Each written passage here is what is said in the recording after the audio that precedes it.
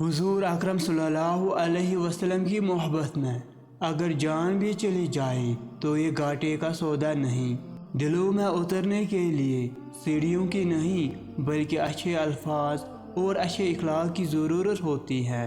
नबी करीम सल्लल्लाहु अलैहि वसल्लम ने फरमाया, कबीरा गुनाह अल्लाह के साथ शिरक करना, वालिदैन की नाफरमानी करना, किसी की नाहक जान लेना और झूठी कसम खाना है।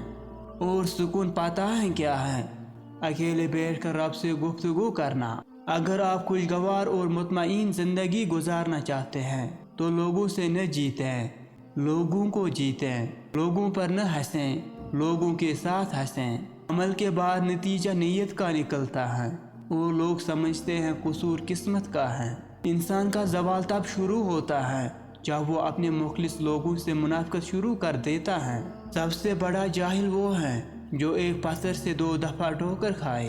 ये दुनिया जो तुम्हें नामुमकिन से डराती हैं, तुम्हारा अल्लाह अकेले ही इस दुनिया पर बारी हैं। ईमान वाली औरत का जेवर सोना चांदी नहीं बल्कि हया और पर्दा है। अस्तगफिरुल्लाह। दिल से निकले हुए ये अल्फाज हज़ारों गुनाहों को मिटा देते हैं। वो जिसको चाहता है अपनी रहमत में दाखिल कर लेता है। उम्मीद रखो अपने खुदा के रहमान होने पर। इबादत और मोहब्बत में सच्ची खुशी तब मिलती है जब दिल मुनाफिकत से पाक हो। कोई भी गरीब हमेशा के लिए नहीं होता और कोई तुलू भी हमेशा के लिए नहीं होता।